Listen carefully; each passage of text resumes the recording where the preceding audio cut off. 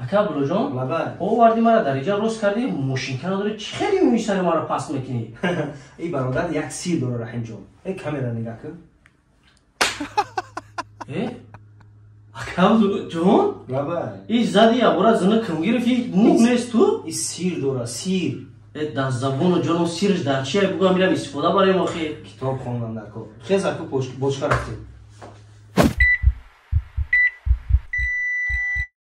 السلام علیکم برادر جان سوز هستین خوب هستین ان شاء الله باور دارم که همه کسا سوز خوب هستین وقت خوش اومدین با مرکز خدمت رسانی زیارت شاپ مرکز هجومه دوستان عزیز به هر یک شما یک چیز دیگه را پیشنهاد کنم ما دو قسمت هجومه را به هر یک شما پیشنهاد کردیم از پشت و از پا سه قسمت از سر میکنیم از سر جان و میبینیم که برای ما چی توصیه میتونم برای از سر هجومه گرفتن تراشیدن سر حتمه یا اینکه یگان طرز خچداره برای هجومه گرفتن و سوال میکنم از بهترین شخصیتی که در انمی کار بسیار میفهمه اکای عبدالله جان و دکتری که در امی آفیس ما کار میکنه هر کسی خوش اومده برادر جان قدیمه السلام علیکم تو کاری اینجا سلام علیکم جان سوز هستی نشتی اوکی تو گازایستی برادرم حاجی وقتی شیشتن است اینقدر مردم را تماشا داره ما در همجا بشینیم استراحت کردن وقتی اون رسیده که ما با همه مردم انمی نازکیای هجومه که ای سر میگیریم از همه جای نازکترین با برادران بفهمونیم که کدام نمودش برای ما قلای آسان‌تر است عبدالله جان دو سوال کوتاه برای شما یکم این که موی سر گرفتن حتمیه یا اینکه یگان حالتایی هست که اصل پسل میشه که میزنی بنکر میروه پیش از همه السلام علیکم و رحمت الله با او کلی نفرهایی که رحیم جان احترام میکنید ما را احترام میکنید الله از شما راضی باشه و بعدا برادرم خواهد به همگان معلوم است که سه قسمت ما گفتیم اول پشت پا و سر شما پشت گرفتین پا گرفتین اکنون سر بهترش خوبه که کل کنی خوبه و اگر که مثلا که بعضی انسان ها نمیخوان که کل نمیکنیم میگیریم و با اصلو لیکن خوبتر نیست خوبترش کل کردن لازم برادر این موی سرخطی نمیشه این سرخطی نمیشه برادر جان عزیز 2 minut وقت اونم میگیرم خیلی برام پریما خدموی سر ما کم کنم بیام شما هجومه را بگیرین کجا میرین همینجا الحمدلله میدونیم موی سر تا پاس میکنیم ماشاءالله شما این کارم کرده میتونید در اینجا دوستان عزیز 400 روبل در سرتراش خونه نتونیم بیام به پول گرفتن موی سر حاج میبینم حقیقت داره یا نه اینجا سلام خیر پاس کردیم الحمدلله واقعا عجایب بود دیگر موتور به یگان پریما خیر نیست همه در اینجا میشه الحمدلله الحمدلله اکو اختیار به دست دکتر جان میدیم در دست قصاب خشامد انا دوستان عزیز قسمت فیتا بوچکا به هر یک شما معلومه خوز میدونیم برای سر چی نمود فیتا بوچکا ما میگیریم چند منوت رفت رحیم جان استراحتو چخلن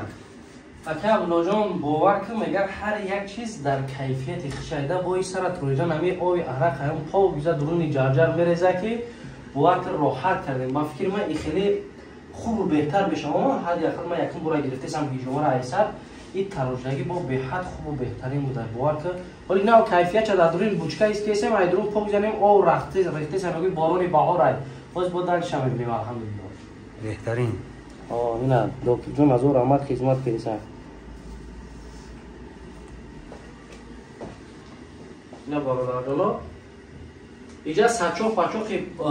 پلاکشن داره به پلاکشن کسی که شرایط نداره برای اون مخصوص اینا دکتر جان تشکیل میکنه که سچوهای به پول هستن که به یگان ایزوب به یگان چی بتونن استفاده برن و مخصوص جایی هست برای شستنش و برای دیگر کسا دیزینفکتش میکنن تیار میمونن برادر جان کسانی که شرایط نداره مثلا سچو نداره یا از یگان جای میان میگن همین چیزا نیست حتی برای نفرایی که تحوشک در کار میشه و سچوک در کار میشه نوش هم هست الان نفرانی که میگیرن میبرن با نرخ دسترس هم بله از اینجا چه تاکسیدن حتی لیبوس هم داریم هم سنتش داریم همش برادر دکتر جان بله این چلیکای خیلی خوشبو مساج کرده سی چی نمونی مساج روش که رولیک میگن به نهایت برای عصبو خوبه اول یک مساج میکنیم همه برادر رو و بعدا انشاءالله که جمعه شما میگیرید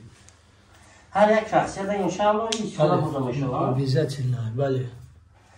این خوبیش در چیه؟ خوبیش به نهایت عصبو رو آرام میکنه برای خون بیشتر بله انسان بودری میکنه و بعدا هجومه که گرسیم خوبتر میبروره اما خونه غیجه به نهایت خوب میبروره در زبان جانم انم خوبترش بیشتر کنم دکتر جان بله های در دستات جان اومه همه یه ماه اویله خدمتتون بیا هر شب سر ما مساج کن انشاءالله او در خدمت برادرای ما اونجا میبینید انشاءالله برای مساج سر انشاءالله بیاین این اکو در ایو پره اکرام بچه کیفیت چه هیچ نمیکنی تو همین دست اونو مروه چی پوخه چی در دست سرت نیاره او استابیلیزاتر یا پرد نیست انشاءالله دستوی خدمت ای ماشاءالله بیس سویل کار میکنه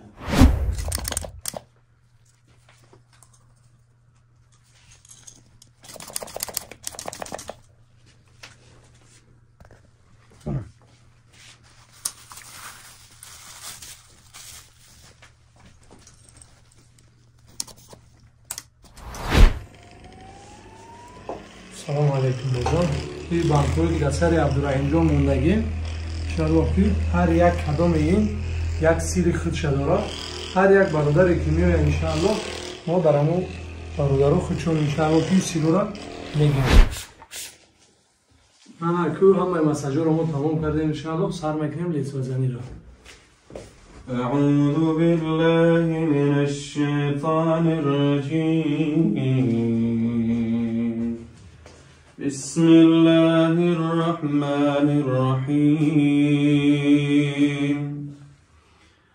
الحمد لله رب العالمين الرحمن الرحيم مالك يوم الدين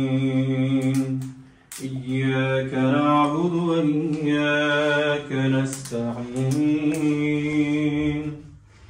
اهدنا الصراط المستقيم صراط الذين أنعمت عليهم غير المغضوب عليهم ولا الضالين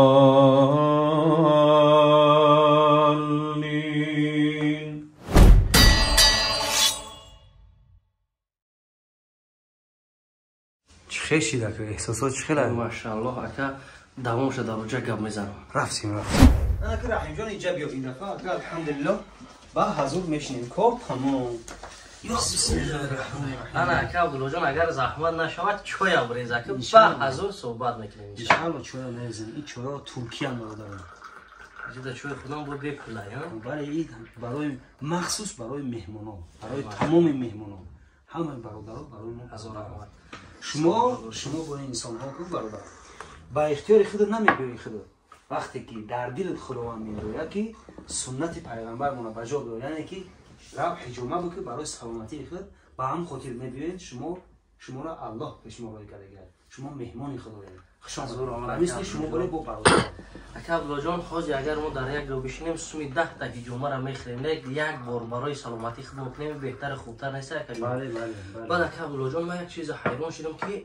دو باری که ما پیش از این از پشت حجامه گرفتیم لیک ما این قدر که حوض ایسر حجامه گرفتیم این قدر بر راحت خود حس نکرده بودم راستی گپ ده این سیرش در چی باشه که اثر آدم این قدر آرام میکرده این قدر خیال میکنم که نه از مادر تولد شده برادرم پشت و پا این خیلی عضوهای آدمیزاده بگیم основной این سر وقتی که میگیری همون سردردی همون خوابالودگی همون کاهلی همش برطرف میشود یعنی که عصب آرام میگیرد عصب که آرام گیرید تمام بدن آرام میگیرد این اکا عبدالله جان برای دردایی که با بعضی پرابلم های کم و بیش میشود از همون حساب هم این فایده میکنه انشاءالله البته ای ماشاءالله هزار رحمت اکا عبدالله جان برای خدمتات اکا بعدی که ما از پا گرفتیم از پشت گرفتیم نه شکرانه الله امروز نصیب ده ایسر گرفتیم اکا ما چقدر وقت میتوانیم که دیگر حجامه نگیریم با حضور بگردیم 7 ماه شما میتوانید که با حضور استراحت کنید ای ماشاءالله اینا دوستان عزیز از همه سپاسگزار هستم که تا آخر برنامه تماشا کردین و ما اینا دکتر جان خاری جان اکا عبدالله را دستگیری کردیم دوستان عزیز یک چیزی هسته که من شخصا فکر میکنم که ما برای فایده خودمون و برای منفعت خودمون توخه گپ نمیزنیم هر آن کسی که اولا بیاره دکان ما بعدا همراه ما صحبت کنه یک پیاله چای ما را بخره و خدمت رسانی برادران ما را بینن شب که رفتن با حضور خامنه میگن ای ماشاءالله برای 2,500 روبل یا 3,000 روبل سلامتی هر یک خطان نگاه کنین در ملک غریبی یک روز بیا استراحت کنی یک ماه 2 ماه 3 ماه بره عصبی آرام با حضور کار طبقه مادرجان نظر بده. مادرجان الحمدلله ما سوزم برای هر یک مادر عزیز سلامتی شما مهمه برادرجان. از یاد هیچگاه نبرارین و سلامتیتون حفظ کنین در ملک غریبی. بله. خیر دوستان عزیز، الله حفظتون کنه. الله